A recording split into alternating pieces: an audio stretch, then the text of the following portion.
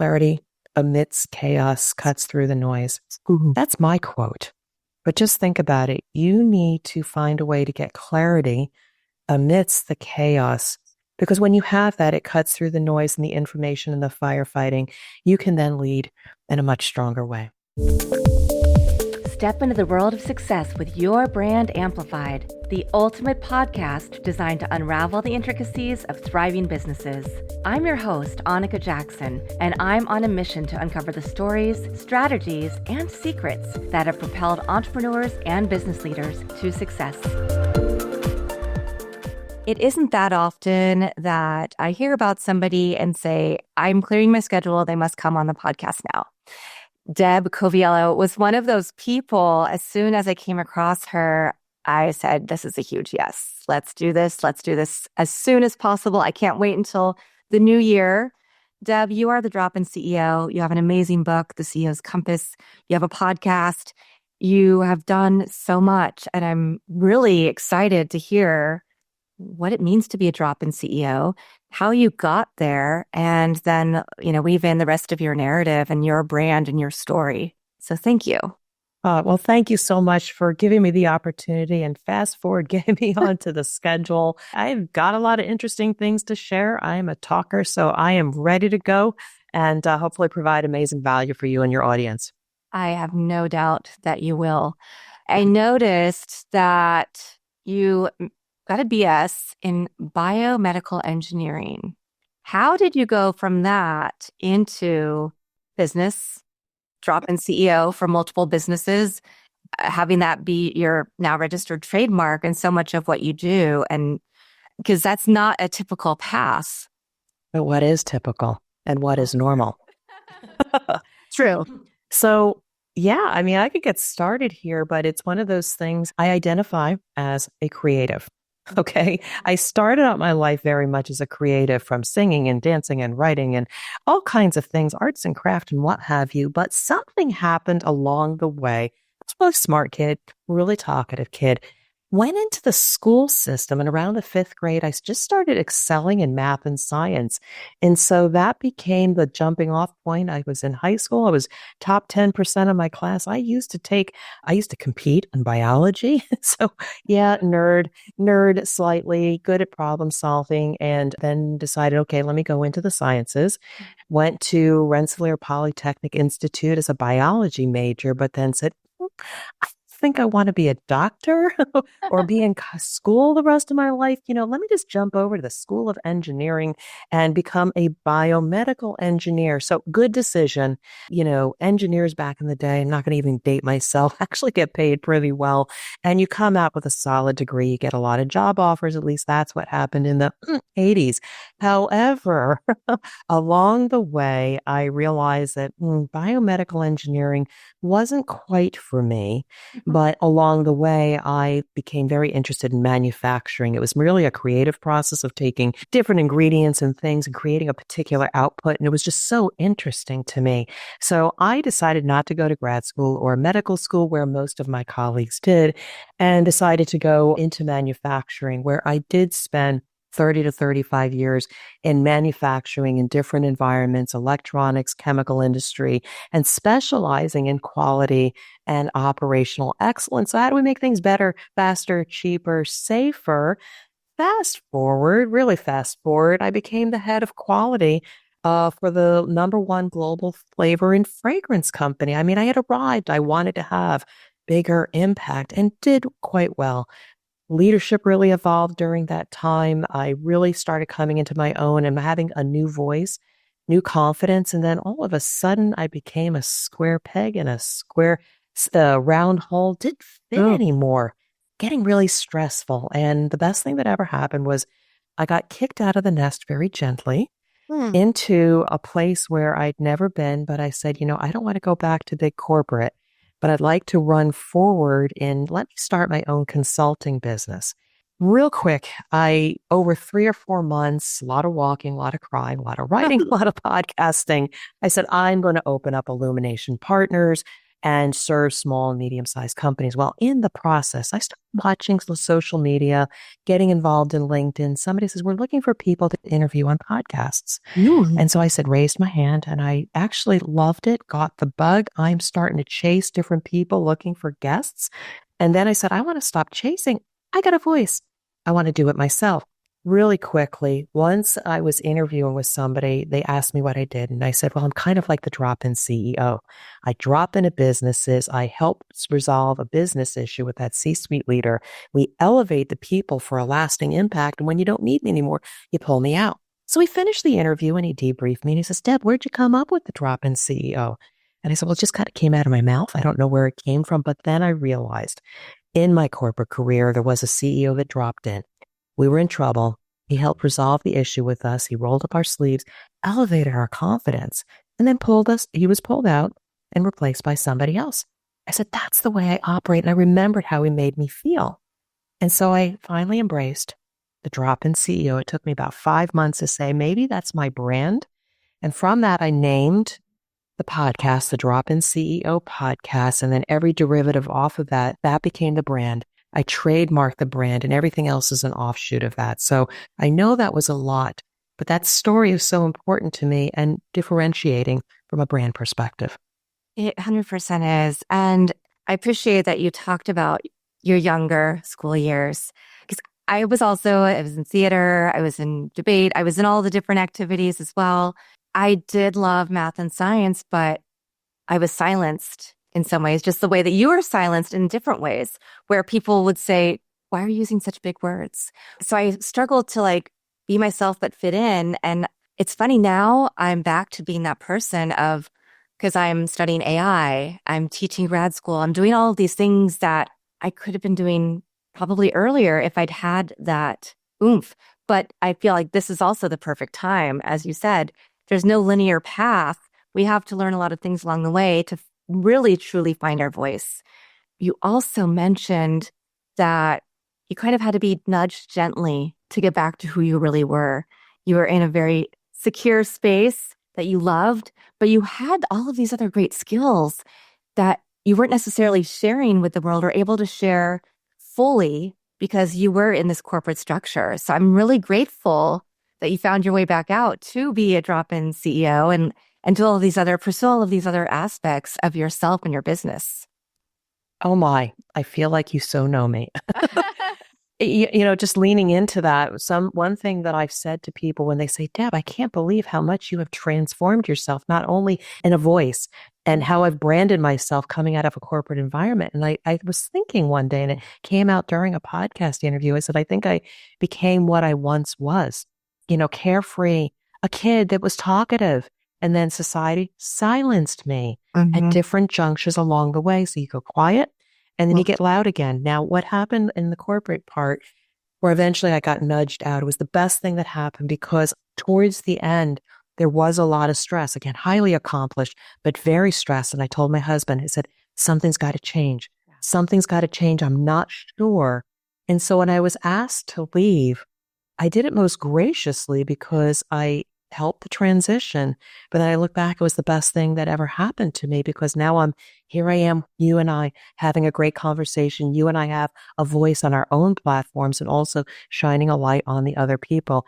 It's the best thing that ever happened to me. It's so liberating. Yeah. And that's something I feel like a lot of women, particularly that I've spoken to, who have really great corporate jobs, they know that they want to do something a little different. They may not feel like they're able to show up as their full selves. They love the work they're doing.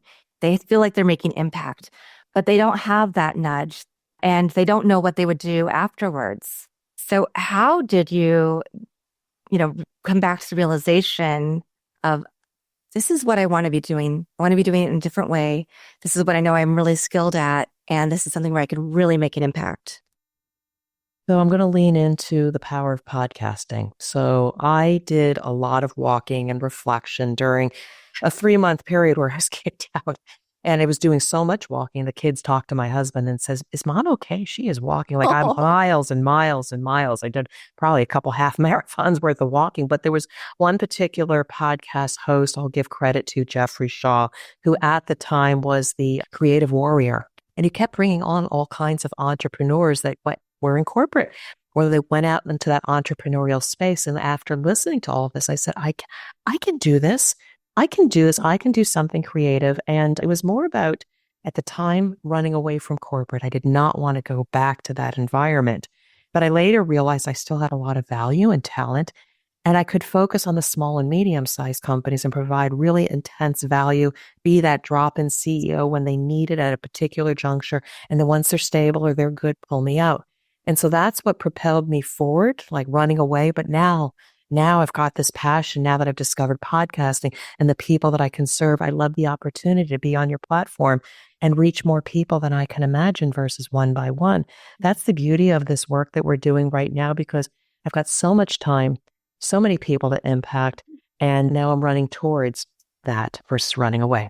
Yeah, running towards. That's a really beautiful way to look at it. What does your day-to-day look like now? Because you're an author, you're a podcaster, you're helping people with their businesses. Oh my goodness. I am the Energizer Bunny. That's why I will tell you, I may go to sleep at 8 o'clock at night because I'm waking up between 4:30 and 5. I am so energized. Those first 2 or 3 hours in the morning are for me to, set up meetings, go through the email, do some self-reflection on what's been going well and what are my intentions for the day, for the week, etc. If anybody comes down during those 2 hours, I say, be quiet. This is my time. But then I do my most creative work in the morning. I'll write my blog post. I will get ready for podcasting. I will prepare for book writing and things like that. And then the second half of the day is networking or being in service to clients. I do have many different areas where I play, but pretty much I start my day at 5:30 or 6 in the morning, but I've gotten quite good at shutting things down between 5:30 and 6, because again, there's time with family. I need to re-energize. I got to make sure I eat right, but it is quite varied. As an entrepreneur, I will work on the weekends, but it is all for me in service to others. It's not things that I don't want to do. And if there's something I was doing that doesn't give me joy, little by little, I have peeled those things away. So the time spent is the most quality time I have. I just love you. I want to be you when I grow up. All right, high five. We're going to do a virtual Yes, hug here, but yeah, there's so much more: book writing, connecting, nurturing relationships. It's all that proactive stuff in order to arrive at a place that I can actually help somebody. Because again, I mean, I know that it's not just women listening to this episode, but being two women in business, I think so much about not just the, people's voices being silenced or not knowing what they want to do next or how to get to that next level or being unhappy, but also those thoughts of how do we say no to things that don't serve us? Because we feel so called. Like I am on a couple of boards. I have felt really called to do nonprofit work. And I'm just realizing I haven't been as effective as I could be. So what does that say to me? That says I should step down, give them room for somebody else, because I don't feel like I'm adding value and it's not fulfilling me because I can see that I'm not fully invested. Same thing with businesses. If I'm advised a couple of startups and one, I'm going, actually, that's probably not something I need to be doing. And this conversation is prompting me to remember and think about those things that have kind of been in the back of my head, but I haven't given the voice to say to other people, this is not serving me. And so that's something I'm learning from you right now and reminding myself of this power that we have that we forget. Now, I want to add to lean into what you said. All of these realizations in peeling away those things that no longer give me joy doesn't come by just doing it alone. And along the way, as an entrepreneur, business owner, sometimes you need an external perspective. So along the way, at whatever point you are, if you're thinking of going out on your own or doing something different, getting a coach or somebody that you trust to give that perspective. It was one of those people that I realized I was trying to get so much done, but they really qualified, Deb, you're a high achiever versus high performing. And there's a difference. I was very activity based, and how much more could I squeeze in a day versus having that balance in my life. And so what could I peel away? And I was on several boards. It feels great. We're quite capable of leading or having a prominent position. But I took the decision, and I'm looking at my whiteboard, my battle board right now, and there's actually junctures, step down from this board, step down gracefully from that board. And people understand. I think we put more pressure on ourselves that we got to muscle through and stick through it. But by peeling away some of those responsibilities, I can serve it with them in a different way, but not in that leadership role. So I can be more in control of my time, spend time with you, just getting to know you and having a conversation. I get to do more of this stuff versus some of that stuff that I don't want to do anymore. And how beautiful is it that you get to model this for your kids? I'm a single mom. I have one daughter, junior in high school. She's so amazing. And she's interested and engaged in what I do. And I think a lot of that has to do with our relationship, but the fact that I'm also open and honest about where I'm at any one point.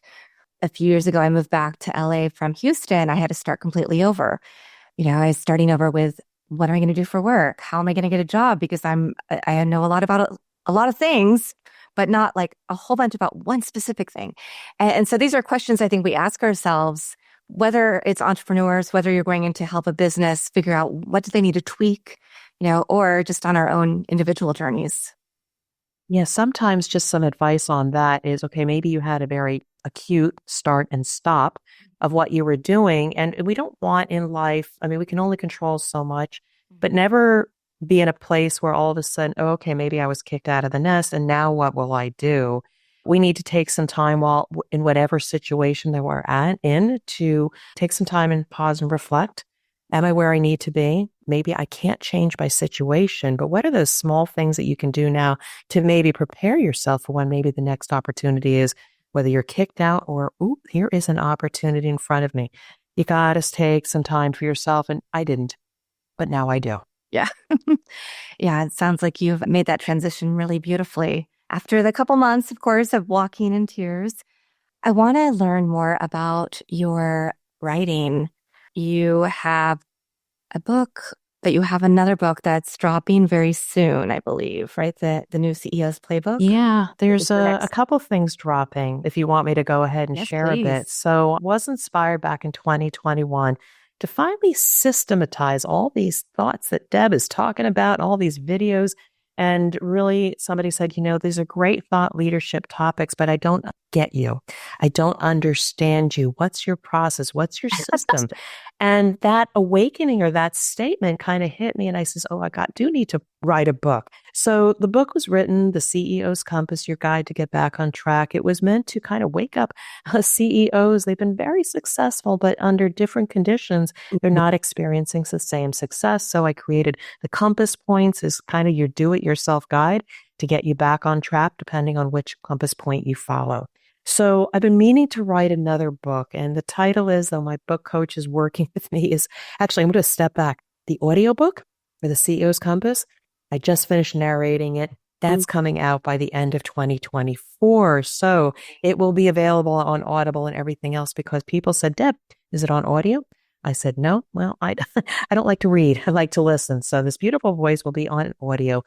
But the next book needs to be written because I've had more ideas and thoughts, but more based on all the work I've done with CEOs and where I've seen them fail or struggle. So it is going to be called, the book coach is coaching me to maybe change it, but it is the new CEO Playbook. Stop chasing results. Start pursuing peace of mind. It's because those CEOs that are onto stakeholders, or I need to get this market share or this particular cost savings, they are successful, but sometimes they beat their people to get those results. And by focusing on lagging indicators of results versus the leading indicators of closing gaps in people's confidence or capability or how they interface with each other, it's very human-centric. When you focus on closing those gaps, you actually get to a better place or peace of mind and you achieve more sustainable results. So it's going to be kind of a takeoff on the CEO's Compass. But I've got so much to say, and I want to put this playbook out into the world so CEOs don't struggle. They learn from others. And then call me if we want to have a conversation. Fantastic. I was just going to ask, I know that you're coaching, but are you also going to have a course? Are you going to have, is there a workbook that's going to accompany the next book? Yeah, so I've been asked that. With the first book, there are worksheets and there's an assessment. I mean, this is a conversation maybe you and I can talk about. There is not a workbook in the works at this time. There is a course that kind of accompanies the CEO's Compass. It's the C-Suite Academy. I've had some good and bad engagement with that, meaning, it's sometimes you try these things out, you sell a lot of offers, and then sometimes it kind of goes dry. It may depend on the time. But I haven't thought about it, but we can keep talking about the value of maybe having a workbook or a course to add on to that. I'm just trying to get the books out. Oh, yes, and absolutely. and then let's worry about what are the additional ways for people to engage with them. Yeah. There's always time, we hope, for the We next hope. iteration, right? Yeah, We hope. absolutely. We hope. Yeah. But the first things first, I'd love to hear some of the observations that you've had in working with this variety of small, medium-sized businesses, CEOs, and coming in as the drop-in. So there's a number of things that I am seeing with small and medium-sized businesses. Now, some of them that I have spun off the topic of, corporate courage, have the courage to ask for help, because some of these C-suite leaders, because they've got a lot of pride, they've been able to solve issues in the past, and they wait so long and they lean into the bean counters like, we don't need any external help. We'll just muscle through this. And what happens in those situations as the conditions change and people are starting to firefight, they start going from being in a controlled situation to chaos and firefighting, and eventually crisis when it manifests in loss of business, loss of leaders. And so I ask leaders, this is a trend, have the courage to ask for help sooner. Find those resources that if you don't want to pull the trigger now, but you have them when you're ready. Forget the pride. It is a source of strength to have the courage to ask for help now versus putting your people into crisis and maybe losing resources. That's one trend that I've seen. Yeah. Wow. There are other trends that I see that small and medium-sized companies that are starting to realize success start having growing pains, because let's just say they called me in. We put a particular program in place that allowed them to sustain customers because they got a certification. But what happens though is then they grow, they get more business. They got to build a new facility. They sometimes forget that they're in the business of people development, because up until this point, the people were resourceful. Everybody had their skill. People had their back. Maybe they wore multiple hats. They were able to get the job done. But conditions change as you grow, and maybe you expand, maybe you have more people, there's new technology, there's not enough hours in the day. We sometimes exceed the capability and capacity of our people, and then they start to fail. So I really impress upon them, not only do we have to have, tactical programs, et cetera, we need to invest in people as a line item. And when we don't do that, or maybe we preserve the knowledge of some of our senior experts, you have this corporate destabilization. It's another topic that if we don't set people up for success as we grow, maybe we start promoting people into positions, but we don't give them the essential skills to manage and lead. They start getting frustrated. They lose their confidence. They get disengaged, and then the people under them get disengaged, and then they're out the door. So I impress upon leaders, make sure as you grow, you start thinking about the people development as well. Number 2, and I could keep going, but I know we have a lot to talk about. Oh, yes. Well, also, I'll be reading your book, I'm sure, to learn about more of these when it comes out. I'm excited to share it. I did want to ask about, is there a certain level of sophistication in the businesses that you say yes to working with? Because we know that during the pandemic, small businesses particularly had to go digital about 7 years faster than many of them were anticipated to go completely digital and be able to sell products online perhaps, or, other areas of their business. And now, of course, we're seeing the AI revolution and how that is perhaps changing some businesses, but some are not teed up or ready for that either. So is there a certain level of openness, sophistication of what year they are in business, or what the word's escaping me, but no, I think I understand. It's we're talking about, where are they at maybe in their maturity of embracing technology and using it for their business. Most of the businesses that I'm called into are mature from the standpoint that maybe they're 25 to 100 people. They maybe are second generation owners, or they've been around 15 to 25 years. So they over time have realized that they've needed certain systems, IT infrastructure to be able to manage the day to day. What I find though is maybe they don't use a lot of AI technology, but I find the people they hire are very resourceful in using the internet to get information or reach out to people. But what I do find is that they got to be careful. that, as we grow, we need to add on this level of technology or this platform. And the caution I have for leaders is that adding technology on top of a bad culture or bad communication or bad process is going to sink the ship. Okay. We need to have a strong foundation and a great culture, great communication and connectivity, whether they're remote or on site. I focus on that first. And if that's there, and I do see that in a lot of small and medium sized companies, that great culture, they lose it when they get to be very large. Only then, once they have that, can we start discussing what is the minimum amount of technology, or as you say, sophistication, do we need to add on that enhances what they already do well?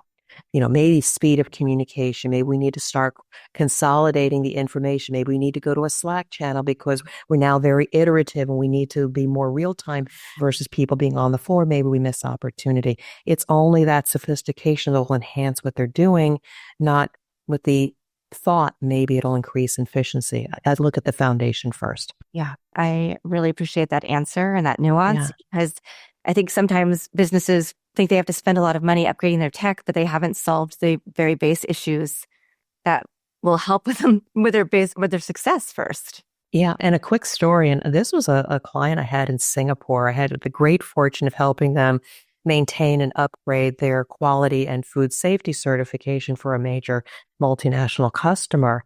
And along the way, I was just asking, so, as part of setting up their systems, they have to have a communication program, how customer information is disseminated throughout the organization to make sure we meet their requirements. I said, how do you communicate? And the owner just kind of said to me, well, we just talk to each other every day. We just talk to each other. And it was like so simple, but so important that being able to talk to each other and communicate and establish that trust, that reliance on each other in whatever fashion it is, a quick check-in meeting, you just kind of walk up for coffee. That is so critical. And I find as companies grow, they use technology to communicate, and then that just puts layers and layers between people. You got to make sure you have a way that you are regularly checking in and really communicating and not just disseminating information, but two-way understanding. Yeah. Not just disseminating information because you might not hear or understand what the other person needs or wants. Yeah, 100%. I want to also go back to, you talked about being a high performer versus a high achiever. Is there one that's more important than the other, or are they complementary? Tell us a little bit more about that. All right. I would say I was slightly broken and I called upon a friend that I knew from a previous company who had jumped out and decided to go from a product engineering or product management into starting her own coaching business. And we knew each other and we were talking back and forth. And the more she talked about what she was seeing, so many women, for whatever it is in our DNA, are just high achievers. We are groomed. We can do it. We can have a family. We can take care of parents and make cookies, drink water, exercise, all that stuff. So we're groomed and celebrated for how many more boxes can we check off? Oh my God, it's exhausting just explaining that. But then it was like, and it's not necessarily being equal and, 30, 30, 30 in all aspects of your world, but there is the career part, there is the connection with community and family, and then there's a well-being pillar. And we looked at it and was like, I am way out of balance. And even when I said, oh yeah, I do this community thing, that community thing, I had feedback from a friend. They says, yeah, Deb, you show up, but you're not present, which is really important because my brain is going on all the other things I got to do. So we started peeling back the layer. How do you move then just to be a high performer, meaning having joy and satisfaction in what you're doing and committing to your well-being and just incrementally, let's put a few more things on that well-being thing and peel away some of those. I don't have to make cookies for that group anymore or that board position. And when I was done working with her, and I still stay in touch, I feel like I can breathe. I'm much less stressed. I was working with a functional nutritionist just to make sure I was eating healthy and I was healthy. Just, oh my God, Deb, your salts, your magnesium, your potassium, your cholesterol, your cortisol way out of whack. Well, who was doing that? Myself. So moving a few more things into being a little bit more balanced, investing and committing to myself in terms of time, sleep, well-being, etc., and shedding away those other things. I feel like I am a much better high performer in more aspects of my life versus how many boxes can I check off. That's one of the things that I dislike most about social media. Well, there was a certain part of my life when I had to be on social media a lot and I had to be out and about a lot because that was what you had to do for business and social activities.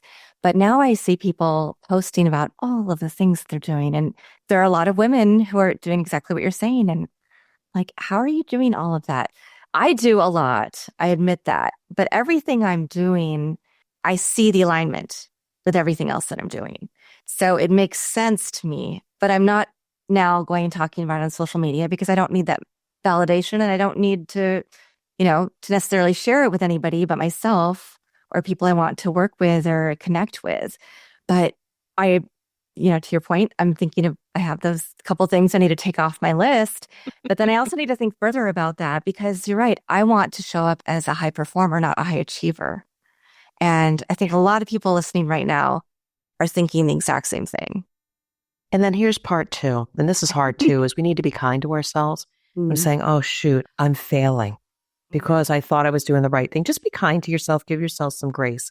But you have an opportunity to change. And even if it's just one thing at a time, and I'm not saying go meditate or do, all this stuff. Find just something you love to do more of and do something a little less of. Yeah. And just seek to find that completeness in yourself. There's a lot of people talking about burnout and, oh my God, being stressed. And, you got one life to live here.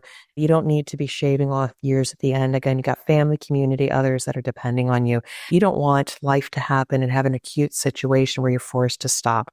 Yeah. Be proactive. Do you see, although you work with small and medium-sized businesses, do you see the trend going towards a lot more people going into entrepreneurship, looking into 2025 and beyond? I was just reading today about how there's we do have a strong economy. There's a lot of jobs out there. And so with all of these mandates to go back to work, no more work from home, that there might be a lot of trend of people quitting their corporate jobs in the next couple of years, starting their own businesses or finding jobs that do give them that flexibility and freedom. It's a beautiful time because that's exactly what is happening. I mean, I'm going to say I'm 59 years young. I am super young. I have got so many years ahead of me, God willing. There are a lot of people of this era, Gen X, whatever you might be, that are taking the decision or being asked to leave. I think America and others have to look at a completely new business model and I've talked about this, that we need to, if your core competency is product development or manufacturing, then have those people, full-time equivalents at the core of what you do. But periodically you might need a head of marketing because maybe you're okay with what you're doing, but maybe you need a new strategy, or maybe you lost a leader due to some acute situation. There's a lot of talent out there that you could bring in part-time. I think leaders need to say, who are the minimum set that I need that's my subject matter experts about my core business. And then around this ecosystem, have another circle around that who is that fractional talent or the drop-in CEO to enrich what I have at the right level, frequency, and time that I need it, because I might not need it full-time. Just like temp workers, perhaps at the bottom of the food chain in terms of your people in your care, but also at the top, you need to flex in that place. And so you can definitely leverage this gig economy, fractional, all these highly talented professionals in a way that serves you when you need it. So shameless plug for me on the drop-in CEO in quality and operational excellence. I got a lot of experience. I can drop in, be instantaneously functional as part of your leadership team, help you with a strategic initiative or a tactical problem, and also provide leadership. And we're a quick study because we have so much experience. I plead with you, have the courage to ask for help. But to your point, yes, the business model, the employment model has changed. Yeah. Thank you for sharing your insights, because I don't hear people framing it the exact way that you did, but it makes so much sense. And I'm in complete agreement. Yeah, I mean, that's the engineer that's coming out of me. While I'm a creative and you see my hands going all over the place, there is an element of, okay, let's talk about ecosystems. Just so people can visualize what their current state is, and being able to kind of describe a picture of what the future could look like is something that I can do. Fantastic. And this leads really well into my next question, which we've talked about a little bit, but what is that inflection point, that crisis point? I believe you have a scale that you work with so that leaders can really lean into when they will need to implement the drop-in CEO. So And I've done videos on this. So let's talk. So I'm going to thank you, Anika, for having me here. I'm going to start talking to your audience here. So if this is you, I want everybody to sit back and think a little bit about your current situation. So the crisis scale, should probably rename it, but I see a lot of leaders in crisis. So when we think about crisis, I give that a number 5. And what that looks like is that you're losing business. You're losing your staff. You're losing market share. You are beyond firefighting. And you do need to bring in somebody like myself at a place where let's just stop the bleeding.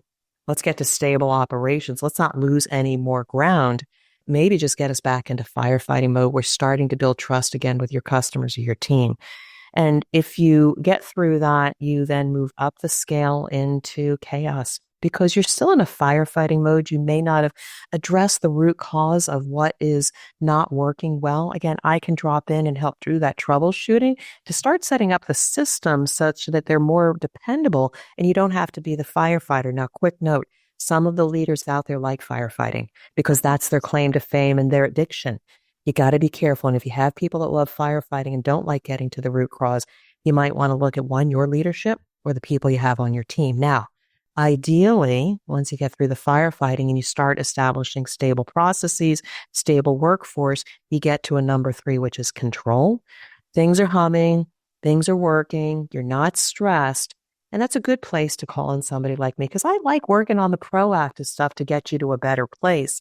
And so a number 2 then is continuous improvement. You're asking the questions, what can I do better in terms of quality, servicing my customer, all of that stuff. I've got a toolkit. I'm Lean, Six Sigma, Black Belt certified. And if I don't know how to do it, I got a lot of smart people in my network that we can bring in to get you to that next level. Make sure you sustain your customer base and your operations. But finally, a number 1 is competitive advantage. You are so good and have a continuous improvement mindset that now it's a differentiator for you and you become a partner to your customers because they start asking, I'd like to learn from you. Can we go into a partnership and maybe we can learn so that we can gain the same value? That becomes your competitive advantage, not just the product or service that you provide, an industry partner, a business partner. So that is my crisis scale. And if any one of those was you, especially if you were a 5 and crisis 4 and chaos or a 3, let's talk. Or I can introduce you to a lot of people that potentially can help get you to a place of peace of mind. Fantastic. I know that we could have hours of conversation, and we will. But at this point, I would like to see if you have one last piece of advice for the audience. And after that, do you have a favorite quote, mantra, verse, poem? Words, I'm sure you have many, but if there's one that's standing out to you right now, I'd love to hear that. So thank you for this. And I really appreciate the time spent with you. When I think about any last parting thoughts for leadership or anybody out there, if you're in transition, I really, really, really implore upon you, take some kind of sabbatical, a day, a week, a month, what have you. You need to spend some quiet time with yourself. Do some discovery, some drawing, some running, some whatever it is that just gets you into a place of flow. Because when you have that quiet time to spend with yourself and realize a moment of joy or tears, you start realizing what you're meant to do versus what you're doing in the past. So that's my little bit of advice for you. Now, I will take credit for this one. Clarity amidst chaos cuts through the noise. That's my quote. But just think about it. You need to find a way to get clarity amidst the chaos. Because when you have that, it cuts through the noise and the information and the firefighting. You can then lead in a much stronger way. Beautiful. Thank you. Deb, I know that you're going to be back on the podcast multiple times. So I'm really excited to have further conversations as we get into next year, as your next book is released, and as you start seeing additional trends and things that are happening that people need to really know about now. We're going to, of course, have links to your podcast, to your website, and to your LinkedIn in the show notes for everybody. But I'm just so uplifted by this conversation, so inspired to go take action right now on some of these things that I need to get off my plate so that I can be more effective, that I can be a high performer instead of a high achiever, and really just take in and digest all of the great information that you've shared with us today, the inspiration for your own journey, your own story, and things for us to all think about as we move through our own journeys as well. It's been a pleasure, Anika. Thank you so much. Of course. And thank you to everybody who's watching this episode or listening to it on your favorite podcast platform. I'll be back again with another amazing guest to share their story. And dude, check out Deb's information, look at her book, listen to her podcast. It's going to be a really great resource for you, all of them, to get information that you need to make your life and your business a little bit better every day. Thanks for listening or watching to this episode of Your Brand Amplified. Don't forget to leave us a rating or review on your favorite podcast listening platform. And if you want to learn more, check us out at yourbrandamplified.com.